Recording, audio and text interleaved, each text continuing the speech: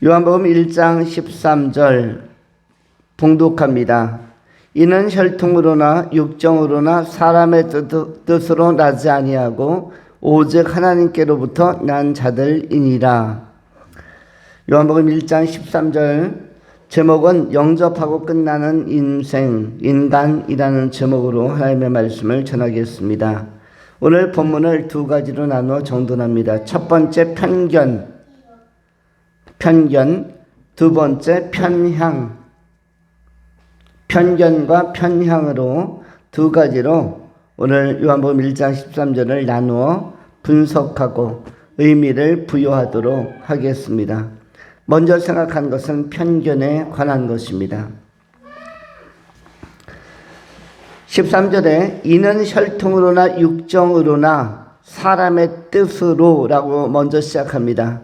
이는 혈통으로나 육정으로나 사람의 뜻으로 나지 아니하고, 그렇다면 먼저 생각하는 것은 혈통으로나 육정으로나 사람의 뜻으로 났다라는 것은 어떤 것인가?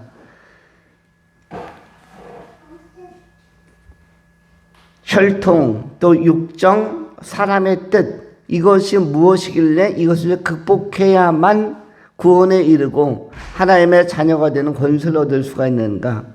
우리는 혈통, 육정, 사람의 뜻을 한마디로 요약해서 우리는 편견이라고 이렇게 압축할 수가 있습니다. 편견이라는 것은 두 가지죠. 첫 번째는 신념이고 두 번째는 고정관념입니다. 첫 번째는 신념, 두 번째는 관념. 그런데 먼저 생각하는 것은 신념에 관한 것입니다. 이 신념은 무엇이 만드는가? 초두 효과라는 것이 만듭니다. 초두 효과라는 것은 뭐냐면 우리 인간이 발생적으로 우리가 엄마 아빠의 어떤 관계와 사랑에 의해서 그 결과물로서 생명으로 잉태되어지면, 세포로 분열되게 되어지면 먼저 심장이 박동하고, 그리고 거기서부터 뇌기능서부터 여러 가지 신체 기능들, 오장육부가 생성되고, 그리고 손가락 발가락이 자그마하게 나오게 되어집니다. 이러할 때 이 태아 시절로부터 어떤 것이 영향을 미치는가 하면은 뇌기능에 정보, 소리가 영향을 미칩니다. 우리가 일반적으로 태교라고 이야기하죠.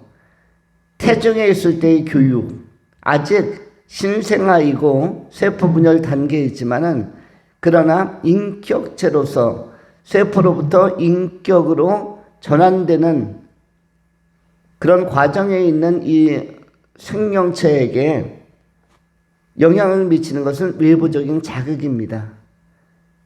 그 가운데에서 엄마가 듣고 느끼는 감정, 음악이든 아니면 좋은 말씀이든 여러 가지 좋은 소리이든 좋고 바르고 바람직한 것들이 정보로서 들려올 때 태아에게도 영향을 미친다. 그래서 태교를 굉장히 중요한 임신기간의 예법 중에 하나로서 그렇게 사람들은 정돈하면서 살았습니다. 그리고 엄마 아빠의 관계가 사실은 좋아야만 아이들의 심성도 좋고 밝게 형성이 된다.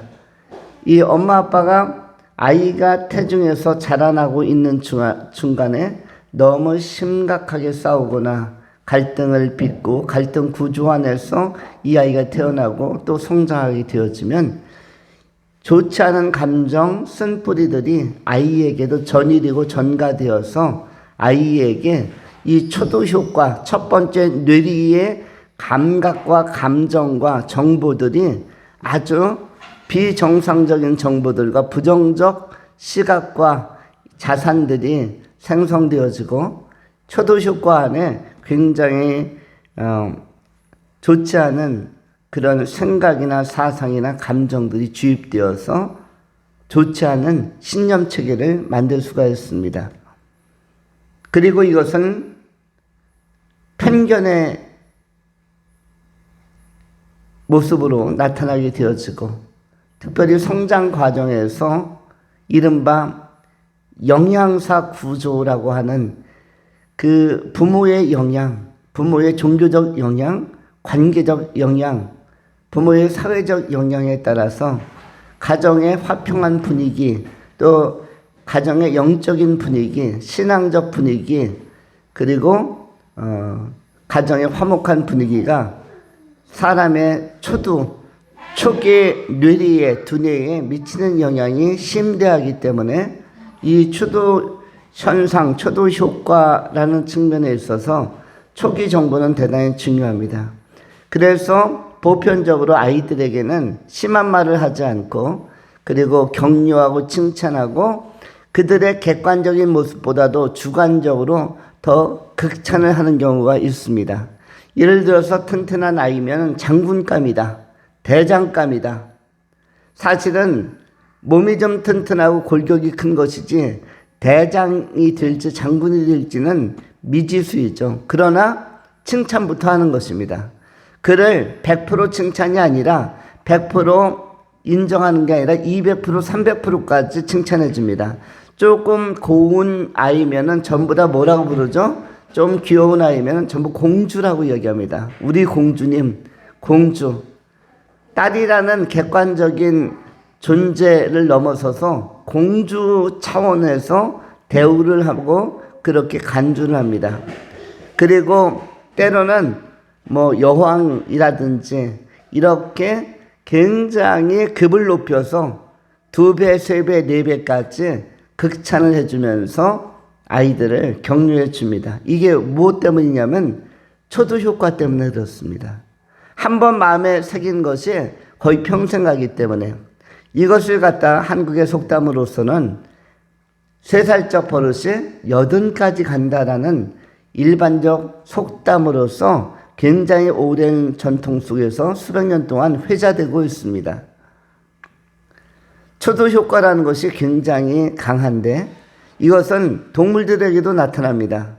고양이나 강아지도 어릴 때 많이 안아주고 쓰다듬어주고 이른바 손을 타게 만들면 이 아이들이 커서도 사람을 잘 따릅니다.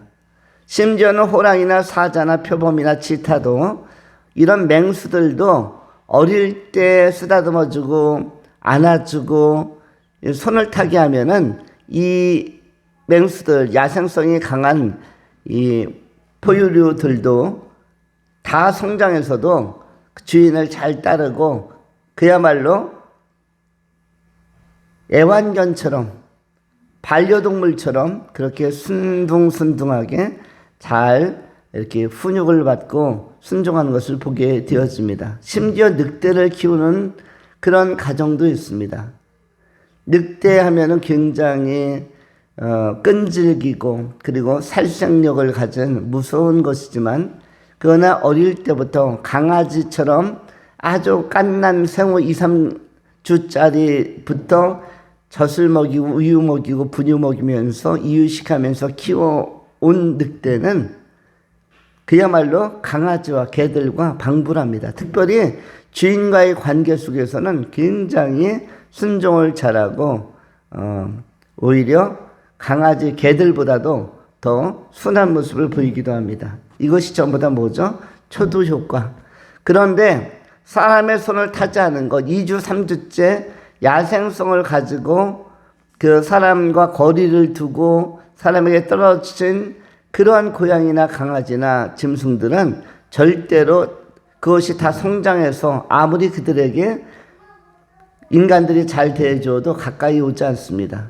인간의 경계의 대상, 그들 안에는 인간은 두려운 존재, 자기들의 생명을 해치거나 자신들에게 위해를 가할 수 있는 폭력적인 존재로서 인간이 인식되기 때문에 인간을 보호자로서 인식하지 않고 가해자로서 위험성을 가진 위해를 가할 수 있는 존재로서 도구를 사용하고 몽둥이나 돌멩이나 총을 사용할 수 있는 가해자적 이미지를 이들이 어린 시절부터 초도 효과로 가지고 있기 때문에, 그래서 굉장히 반감을 가지고 때로는 저항감이나 거리감을 가지고 가까이 하지 않는 것입니다. 이와 같이 어린 시절에 어떠한 정보와 감정이나 어떤 환경을 제공하느냐가 대단히 한 존재, 그것이 동물이든 또는 우리 사람이든 영향을 많이 미칩니다. 심지어는 꽃들도 음악을 틀어주고 그리고 좋은 분위기를 만들어주면, 칭찬해주면 꽃들마저도 더 활발하고 생기 있고 또 활력을 가지고 더 아름답게 성장해 간다고 합니다. 꽃들도 칭찬을 받으면 뭐뭐 한다? 노래하고 그들도 더 활력 있게 성장해 간다라고 그렇게 연구하는 분들이 통계학적으로 이야기를 합니다.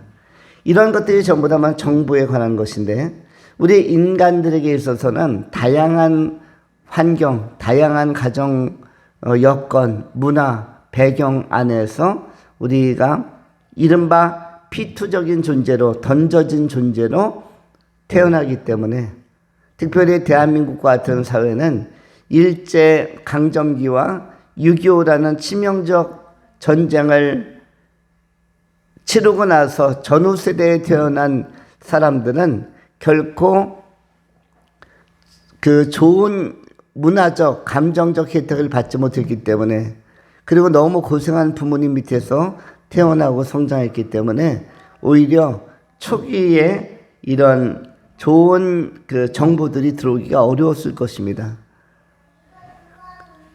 이러한 것들이 믿음의 생활에 있어서는 굉장히 장애가 되고, 이러한 신념은 객관적으로는 굉장한 강한 고집으로, 이른바 황소고집이라고 하는 고집으로 나타나기도 합니다.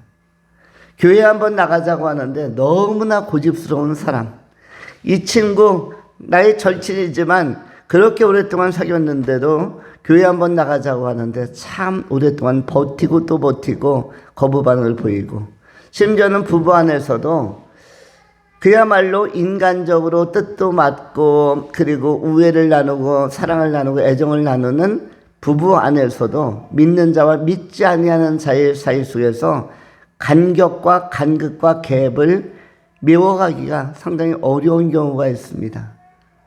다른 것에 있어서는 호응도 잘 보이고 협력도 많이 하고 도움도 많이 주고 공감도 많이 하는데, 교회에 가는 일, 예배하는 일에 있어서는 너무나 인색하고 어색해하고 거리감을 두고 때로는 강팍해하는 그러한 특이현상을 보이는 그러한 유형의 사람들도 많이 있을 수 있습니다.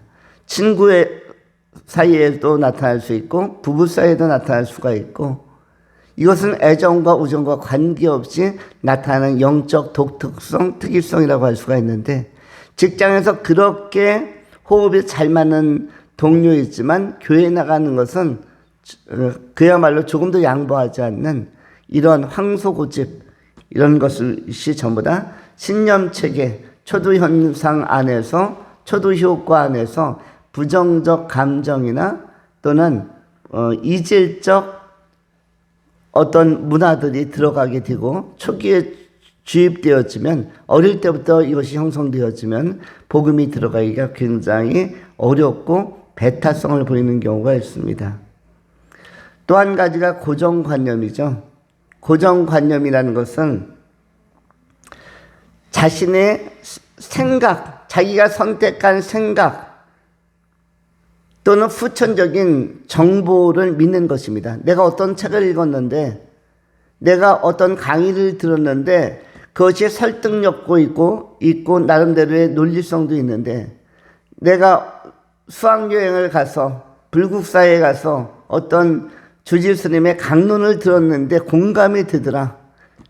그러면서 거기서부터 내 마음에 뭔가 평화가 오고 내 마음이 뭔가 해탈한 것처럼 이해의 폭이 넓어진 것 같은 그런 느낌을 가졌다. 이런 강의라든지 또는 도서관에서 읽은 어떤 책이라든지, 심지어는 진화론에 관한 책 또는 종교 다원주의에 관한 책, 이런 수많은 책들 가운데에서 성경과 복음과는 많이 구별되어지는, 그것과는 거리가 먼 다른 이론들을 설득력 있게 구수하게 잘 서술해 놓은 책들을 잘못 선택해서 읽으면 이러한 것들도 역시 고정관념으로 자리하게 되어집니다. 이 고정관념은 체계라서 뭐와 같으냐면 집을 지을 때 어떤 골조 공사와 같습니다.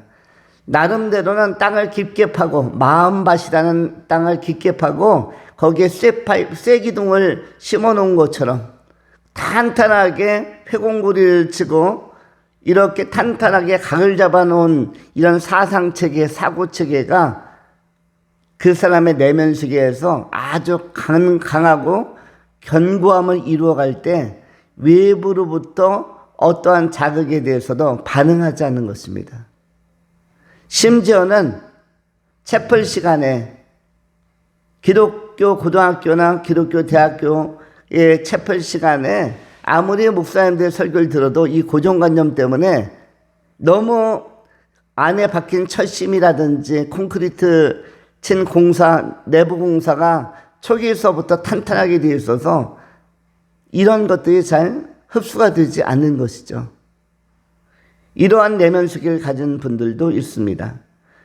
신념이든 관념이든 이러한 것들이 선천적으로 초기부터 태중으로부터 형성이 되든 아니면 후천적으로 학습이나 독서나 강론이나 강의를 통해서 이런 관념이 생기든 이것이 한번 박히면은 잘 빼어지지 않는다. 이것을 쉽게 극복하기는 대단히 어려운데 이러한 편견이 이런 것을 합쳐서 편견이라고 하는데 이 편견이 그리스도를 바라보는 시각을 닫아버리는 역할을 합니다. 그리스도 예수를 바라봐야 할 때 등져버리는 것이죠. 우리가 보통 해바라기는 태양을 등지지 않고 태양을 마주 바라보기 때문에 태양이 가는 방향으로 해바라기라는 꽃도 같이 이른바 주광성이라고 하나요?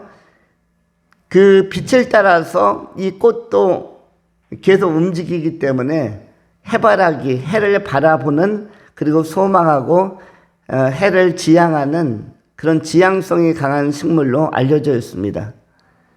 우리가 예수 그리스도를 주님으로 생각한다면 우리는 주바라기, 주님을 바라보면서 소망하면서 우리가 하루의 일과를, 일상을 또 주어진 1년의 사계절을 지내가야 하는데 그리스도 예수를 바라보는 것이 아니라 참빛 되신 예수를 바라보는 것이 아니라 등지는 경우가 있을 수 있습니다.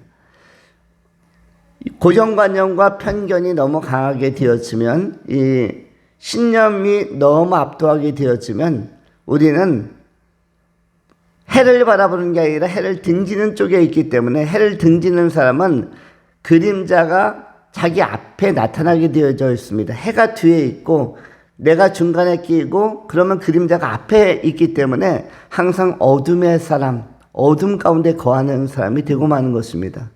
의식도 어둡고 감정도 어둡고 그리고 모든 것들이 어두운 미래에 대해서도 어두운 미래, 불확실한 미래, 불확정적인 미래에 대해서 애매함과 모호함의 혼돈 속에서 그 안개 속에서 삶을 살아가게 되기 때문에 여기에는 선명함이나 확신이 없는 것이죠.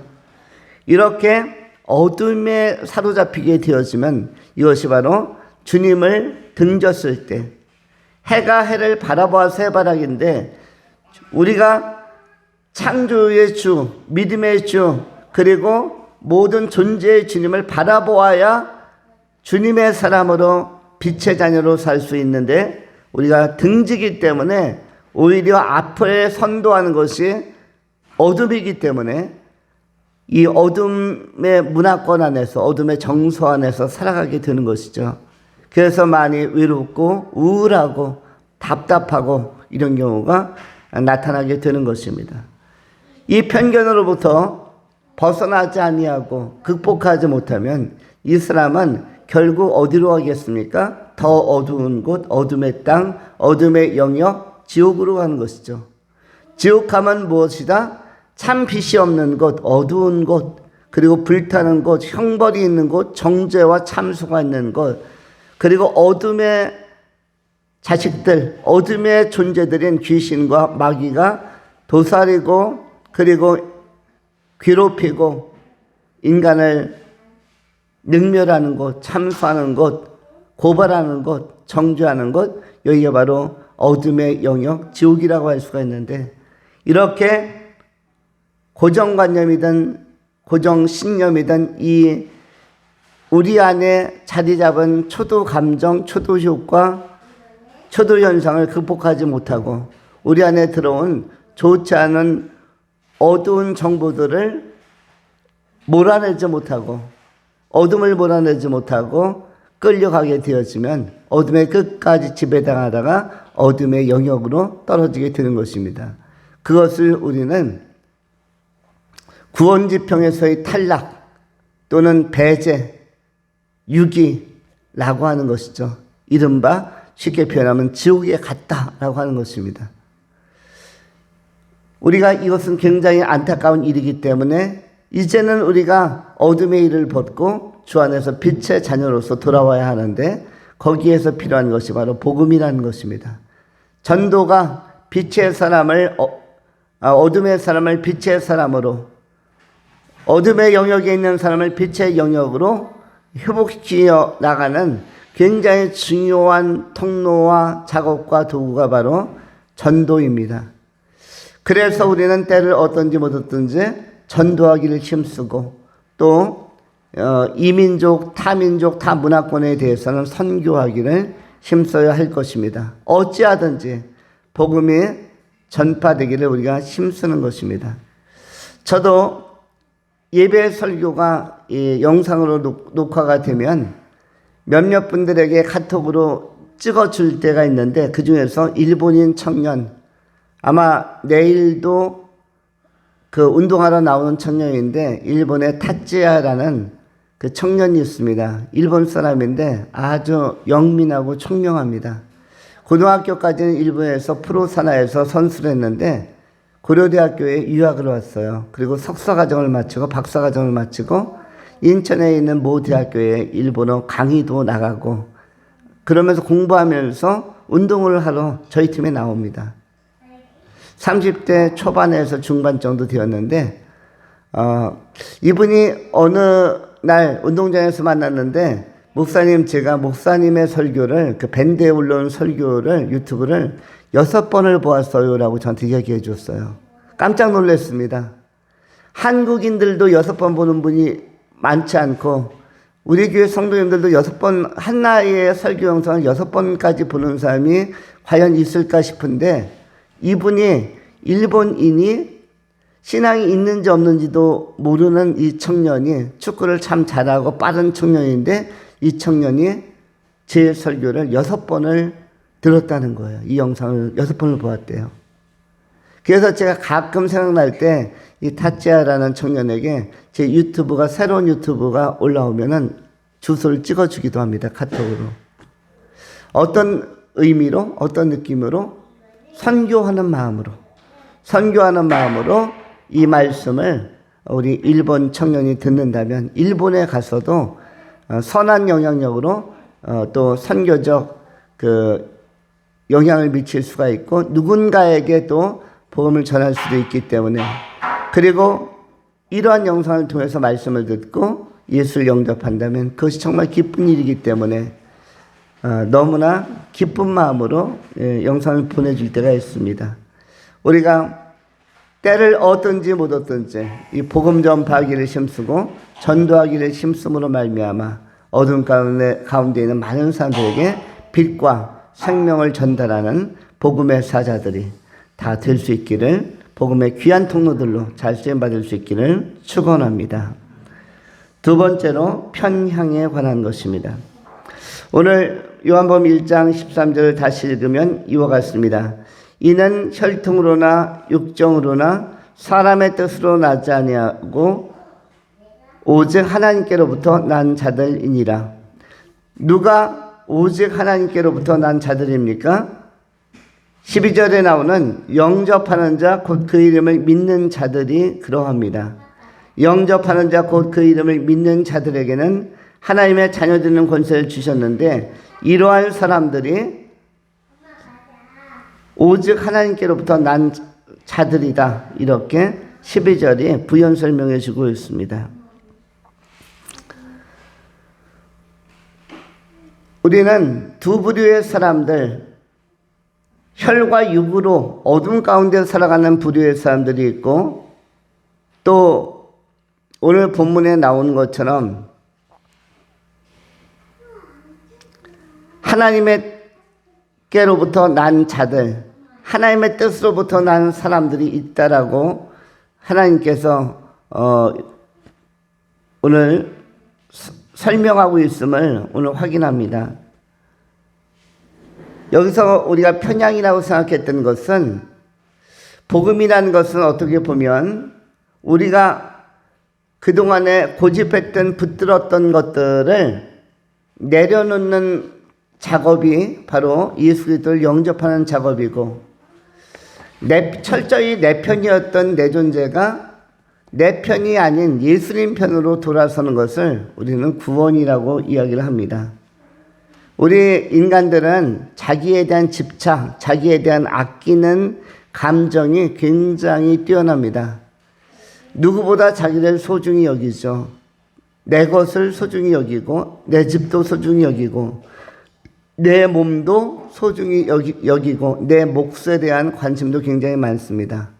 그런데 모든 것이 나 중심이고 나 편향적인 삶으로부터 내가 아닌 나라는 존재를 내려놓고, 내 존재 대신에 나를 창조하신 분, 나를 구원하신 분, 나에게 가장 큰 관심을 가지고 계신 분에게 삶의 우선권을 드리는 것을 우리는 구원 또는 영접함이라고 이야기를 합니다.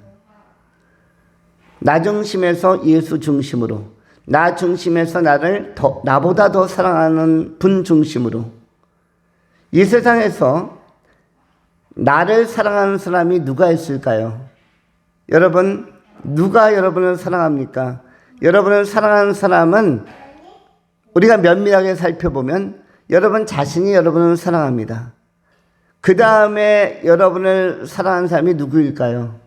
사랑은 결국 관심인데, 여러분에게 관심 있는 사람이 누구일까요? 부모님이 여러분에게 갖는 관심 있죠.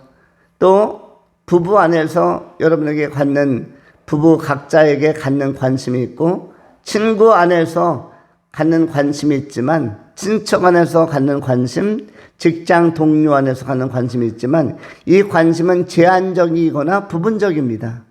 그리고 인간의 한계성 때문에 관심은 있으나 개입을 못하는 경우가 있죠.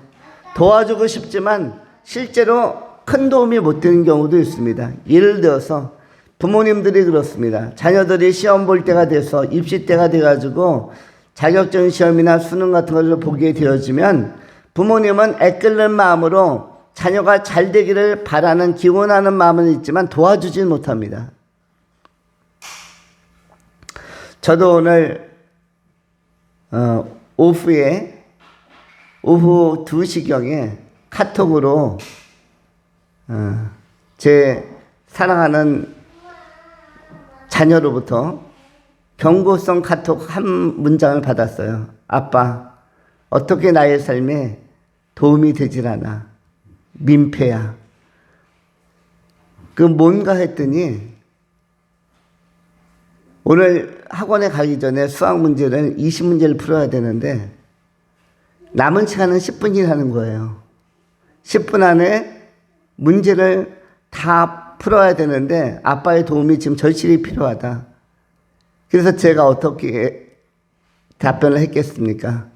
10분이라는 시간은 20문제를 풀기에는 적절하지 않은 시간인데, 일단 풀 수 있는 문제만 풀고 하는 데까지 하고 시간 되면 학원을 가라 라고 이야기를 했더니, 아니 도움을 청했는데 도와주려고 하진 않고 한 문제라도 더 답이라도 알려주고 불러주고 빠르게 풀 수 있도록 도움을 줘야 되는데 풀 수 있는 데까지 풀고 풀다가 가라는 게 무슨 말이냐. 아빠는 평생에 지금까지 살아온 삶 속에서는 큰 도움이 안 되었다. 그래서 제가 너무 염려하지 말고 빨리 가서 화장실 가서 세수 한 번 더 하고 옷 갈아입고 준비해라. 그리고 나서 세면실에 들어간 사이에 제가 5문제를 아주 신속하게 풀어주었습니다. 5문제. 그리고 화장실 갔다 오니까 이렇게 딱 보니까 상당히 어려운 문제들이 일부가 풀려 있는 거예요. 그러면서 내가 언제 풀었었지 하면서 나머지 문제를 또 5문제 풀더라고요. 그리고 나서 3분 남았습니다. 그리고 태권도 차량이 밖에 왔었는데 제가 조금 무시해라. 만약에 그 차량이 정말로 너를 기다릴 수 없으면 빵빵 하고 소리치고 배를 울릴 테니까, 전화할 테니까 빵빵 소리 날 때까지 미리 나가지 말고 오늘만큼은 푸는 데까지 풀고 나가자. 그래서 마지막 문제까지 풀고 나갔습니다. 그랬더니 진짜 빵빵 소리가 울리더라고요. 그래서 결국은 20문제를 다 풀고 갔어요. 그런데 차량 안에서 태권도 관장님이 좀 꾸짖은 것 같아요. 야, 빵빵 되는데 미리 나와 있어야지. 그때 조금 감정적으로 화가 났는지 카톡이 온 거예요. 도움을 주기는커녕 민폐야 민폐 이런 카톡이었어요. 그래서 제가 한 15분 동안에 도움 준 것을 몇 가지를 이야기해 줬습니다. 아빠는 너를 위하여 지금 냉면집에 가서 오늘 냉면이 먹고 싶다고 해서 냉면을 지금 주문해서 포장해서 왔고, 또 냉면만은 입맛이 안 맞을지 몰라서 물만두를 같이 주문해 왔고, 그래서 공수해 왔고, 그리고 너를 위하여 복숭아와 옥수수 간식도 사왔고, 그리고 네가 화장실 간 사이에 5문제를 풀어주었고 했는데, 그래도 약간의 도움은 되는 것이 아닐까 제가 카톡으로 이야기를 그렇게 했습니다. 그러면서도 오늘 학원 수업 준비를 그 짧은 시간에 20문제 다 준비해 가는 거 보니까 너는 훌륭하게 될 거야. 파이팅 했더니 그래도 나중에 답 카톡이 오케이라고 왔어요. 조금 풀렸나 보다.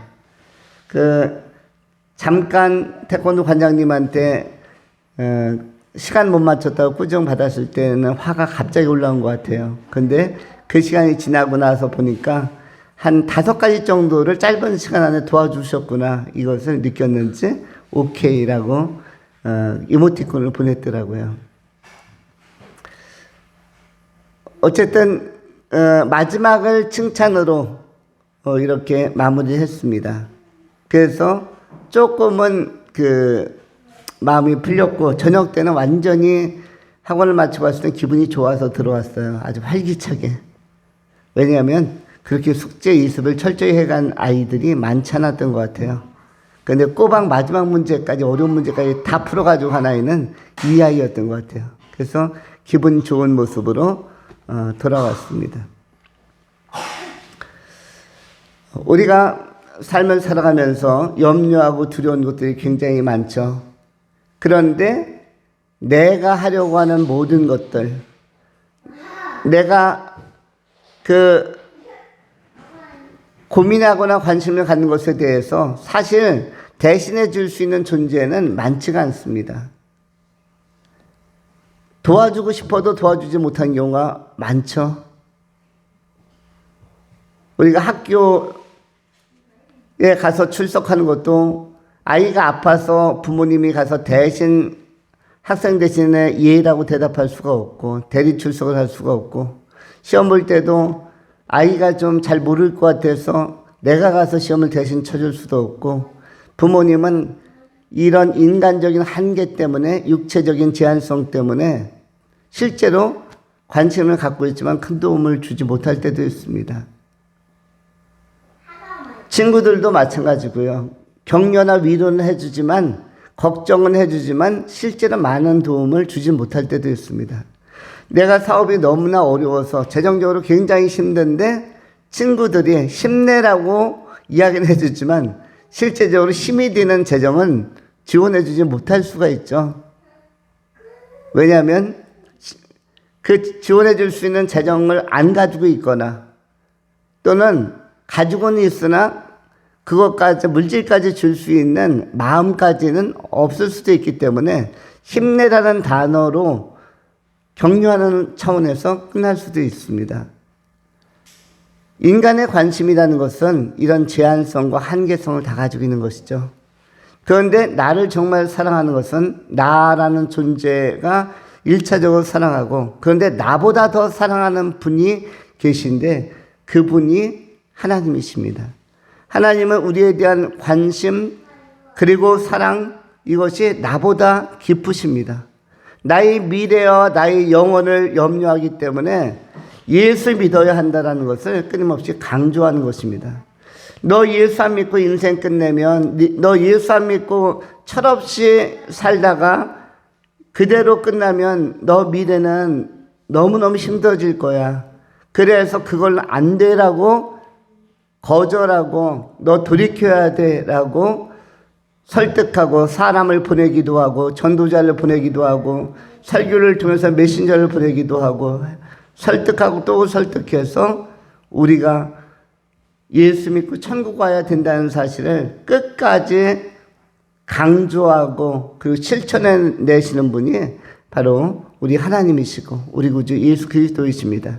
성령을 통해서 구체적으로 개입하셔서 예수 믿어야만 하는 존재로, 예수 안 믿으면 안 되는 존재라는 사실을 끝까지 깨우치고 또 깨우치는, 인생의 한계적 경험을 통해서나 복음 전도자를 통해서나 예배 설교를 통해서나 방송을 통해서나 여러 가지 복음 전달의 통로들을 통해서 끝까지 포기하지 아니하시고 설득하시는 분이 바로 우리 하나님이십니다. 우리 하나님은 아무도 멸망치 않고 다 구원에 이르기를 원하신다라고 말씀하고 있습니다. 이러한 사람들, 이것을 깨닫는 사람들이 나의 모든 것을 내려놓고 나의 모든 자아 그리고 고집, 고정관념 그리고 여러 가지 선입견 다 내려놓고 편향되었던 우리가 이제는 누구 지향적으로, 예수 그리스도 지향적으로, 오직이라는 단어가 오늘 본문 말씀에도 13절에 나오고 있습니다. 오직 하나님께로부터 난 자들이니라. 이는 혈통으로나 육정으로나 사람의 뜻으로 나지 아니하고 오직 하나님께로부터 난 자들이니라. 오직 하나님께로부터 난 자, 오직 하나님의 절대 은혜와 절대 사랑을 깨달은 자, 절대 관심 받는 자로서의 자의식을 체득하고 자의식을 확보한 사람들, 이런 사람들이 하나님께로 나아가는 것이고 나의 모든 것을 내려놓고 오직 예수를 따르게 되는 것이며 주만 바라보는 존재로 살아가게 되는 것입니다. 예수 그리스도 지향적 존재로, 하나님 나라 지향적 존재로 하나님 편에 서서 하나님을 지향하는 사람들, 어떻게 보면 건전한 편향성을 가지고, 건강한 편향성을 가지고 예수 그리스도의 편에 서고 예수 그리스도만을 바라보고 일사각오로 예수를 따르는 사람들이 바로 그리스도인들이라고 할 수가 있습니다. 이러한 사람들이 세상에서는 때로는 주목을 받지 못할 때도 있고 지혜로운 선택을 하지 아니한 것 같은 평가를 받을 수도 있으나, 그러나 전도를 통해서, 복음을 통해서 예수 그리스도를 따르고 예수 그리스도를 지향하는 삶을 선택하는 사람들은 우리 하나님께서 가장 지혜로운 자요, 가장 탁월한 자라고 평가해 주시는 것입니다. 고린도전서 1장 25절부터 29절까지 성경은 이렇게 기록을 합니다. 하나님의 어리석음이 사람보다 지혜롭고 하나님의 약하심이 사람보다 강하니라. 형제들아, 너희를 부르심을 보라. 육체를 따라 지혜로운 자가 많지 아니하며 능한 자가 많지 아니하며 문벌 좋은 자가 많지 아니하도다. 그러나 하나님께서 세상에 미련한 것들을 택하사 지혜 있는 자들을 부끄럽게 하려 하시고 세상에 약한 것들을 택하사 강한 것들을 부끄럽게 하려 하시며 하나님께서 세상의 천한 것들과 멸시받는 것들과 없는 것들을 택하사 있는 것들을 폐하려 하시나니 이는 아무 육체도 하나님 앞에서 자랑하지 못하게 하려 하심이라.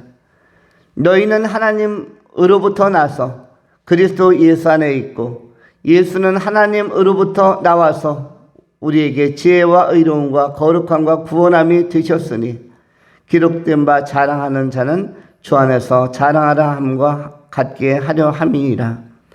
고린도전서 1장의 말씀입니다.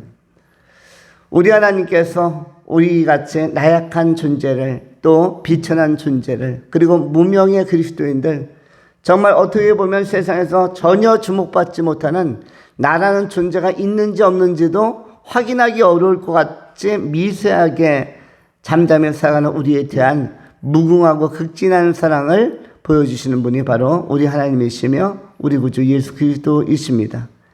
우리의 신음에도 응답하시고 우리의 신음에도 관심 가지시고 우리의 모든 기도에 간구에 응답하시고 집중하시고 화답하시는 분이 바로 우리 좋으신 하나님 또 참빛 되시는 우리 구주 예수 그리스도이십니다. 우리가 이제 남은 생애만큼은 오직 예수 그리스도 지향적으로 오직 하나님께로 난 자로서 그리스도 예수 안에서 하나님의 자유된 권세를 가진 자로서 주의 영광을 위하여 예수의 영광을 위하여 성령 충만한 삶을 살아가는 복이 있고 아름다운 선택을 하는 결단하는 귀한 성도님들이 다 될 수 있기를 축원합니다. 기도하겠습니다. 거룩하신 하나님, 우리에 대한 평가가 어떠하든지 우리는 그리스도 예수를 영접하고 삶을 끝내고 마무리하기를 소망합니다.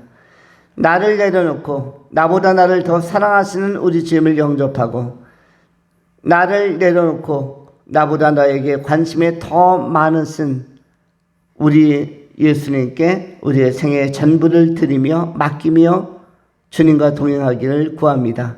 예수 그리스도와 하나님의 나라를 예수 그리스도의 나라를 지향하는 바른 선택한 청명하고 슬기로운 아름다운 종들 이 땅에서는 무명해 보이나 하나님 나라에서는 유명한 존재로 이 땅에서는 비천해 보이나 하나님 나라에서는 존귀하고 또 아름다운 종들로 다 평가받고 인정함을 받는 착하고 충성된 종들로 이 세대를 살게 하여 주시옵소서.